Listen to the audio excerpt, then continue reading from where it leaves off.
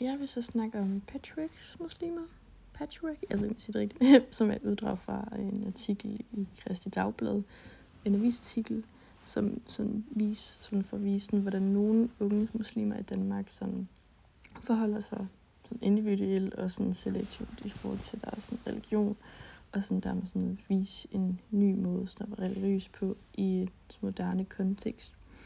Og sådan at handlingen, eller sådan artiklen beskriver de to unge muslimer, der siger for Dina, som begge har et personligt og sådan selektivt forhold til islam. De følger sådan ikke nødvendigvis sådan alle de traditionelle regler, men sådan sammensætter sådan deres tro ud på, hvad der giver mening for dem. Og sådan for eksempel så sådan de faster, de måske under ramadan, men de beder og ikke de der 5 gange om dagen. Og de har sådan begge valgt sådan en slags patchwork-religion, hvor de sådan kombinerer elementer fra islam med sådan deres egen værdier og sådan erfaring. Og artiklen sådan prøver sådan at sætte fokus på, hvordan de sådan unge muslimer identificerer sig som muslimer, men ikke sådan nødvendigvis sådan i overensstemmelse med den sådan klassiske ortodoxe norm. Hvis vi så kigger mere på personerne, altså Diana og Saf, hun er sådan vokset op med sådan islam, men har taget mere sådan afstand fra mange af de sådan traditionelle krav. Og hun ser sådan religion som noget sådan personligt. Og sådan mener ikke, man behøver at følge sådan alle de regler for at være muslim. Hun føler måske sådan, hun bliver mere fri til sådan at vælge det, som hun føler, der er meningsfuldt for hende. Hun går for eksempel lidt med tørklæde, nogle faster dog. Og hun vil også sådan gerne vise, at man godt kan være sådan en god muslim, og samtidig være sådan mere sådan moderne. Og så Saf, han er sådan mere sådan søgende og reflekteret i sådan hans tilgang. Han forsøger sådan at finde en sådan, kan man sige, sådan balance mellem religion og sådan den danske kultur. Og sådan, han stiller sådan spørgsmål ved sådan traditioner, og han er ikke bange for sådan at sådan afvige for dem, kan man sige det sådan. Han er sådan bevidst om, at religion godt kan sådan komme til at blive brugt som sådan en sådan form for kontrolmiddel. Sådan det tager han så afstand fra. Hvis man tager sådan kigge på det der sådan en moderne religiøsitet sådan, i forhold til opgave 3.3 og opgave 4.2, det er sådan det der med individuel tro. Altså begge sådan, de udøver sådan religion på sådan en personlig måde. Det der sådan, jeg vælger selv, hvad jeg vil tro på. Og det er meget sådan sådan, de reflekterer meget sådan over det. Altså det der med, at de tænker sådan selv og vælger sådan aktivt, hvad de sådan tror på, frem for sådan bare at følge sådan traditionen. Og de er mere sådan kritiske overfor den, de er ikke sådan ukritiske over for at følge traditionen. Og hvad hedder det, at autotraditionalisering, det er virkelig svært over, sorry. De er sådan ikke bundet af de gamle normer. Det der med sådan med bøn eller sådan påklædning. Det er sådan en valgfrihed. De ser sådan en religion som sådan en privat sag, kan man vel sige, mere sådan. Og de vælger sådan mere sådan frit sådan blandt nogle elementer, de gerne vil følge. Og de er begge sådan eksempler på sådan mere moderne troende, sådan muslimer, der tilpasser islam til sådan det mere sådan, det sådan moderne og danske samfund. Og sådan islam er jo sådan traditionelt forstået sådan ortodox praktisk, altså sådan det med sådan bøn og faste og pilgrimsrejse.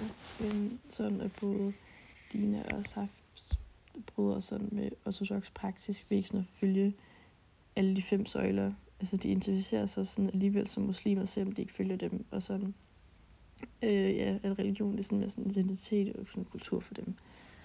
Og der er sådan en tilgang, kan ses mere som en form for sådan kulturislam, kan man ikke godt sige det?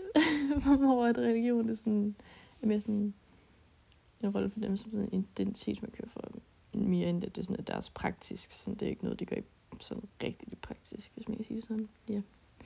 Der er sådan en entydig sådan spilling mellem sådan det traditionelle sådan muslimiske sådan normer og sådan de vestlige værdier som sådan frihed, selvbestemmelse og sådan det der med individualisme.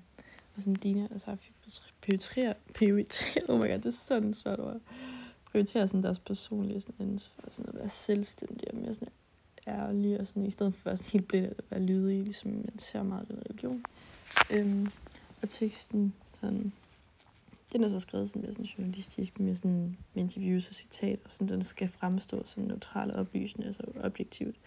Sådan læseren sådan kan forstå og måske sådan genkende de unges dilemmaer og sådan, og de bruger også det der begreb patchwork, som er sådan en metafor for sådan den måde, som de unge sådan stykker deres tro sammen på, sådan et billede på sådan den sene moderne religiøsitet. Altså det er sådan, ja, en metafor for sammensat tro. Og sådan forfatteren, sådan, hvis man kan sige sådan, altså, journalisten eller whatever, som ønsker sådan at få mere sådan nuanceret billeder af, sådan, hvad det vil sige at være muslim i dag i Danmark. Og sådan artiklen viser sådan, at islam ikke sådan er entydig, og sådan, at der er mange sådan unge muslimer, som forholder sig aktivt og kritisk til deres religion, og sådan den vil prøve at bryde sådan fordom om, at muslimer enten er meget troende, eller ikke muslimer, og sådan, og den viser sådan lidt sådan en mellemvej, sådan den moderne sådan muslimisk sådan identitet. Artiklen sådan kan perspektiveres til begreberne der med identitet, integration og kulturel og kompleksitet og sådan værdikonflikter og individualisering. Altså man kan sammenligne også der med buddhisten opgaven der 4.2, sådan hvordan begge grupper tilpasser deres religion til deres liv. At man selv vælger til og fra, hvad der giver mening for en. Og det er sådan relevant for den danske kontekst, at artiklen giver sådan et indblik i, hvordan sådan religion forandres i et sekulariseret samfund, og hvordan unge sådan forhandler deres tro i en multikulturel sådan virkelighed, som det er i Danmark. Og sådan artiklen viser sådan, hvordan unge muslimer som Safadina udøver sådan i det senmoderne religiøsitet og sådan en individualiseret form for islam. Hvordan sådan personlig mening vægtes højere end sådan traditionelt gør. Og sådan at religion bliver også sådan identitetsmarkør, og de sådan unge søger at forene sig med deres tro med et senmoderne liv i Danmark.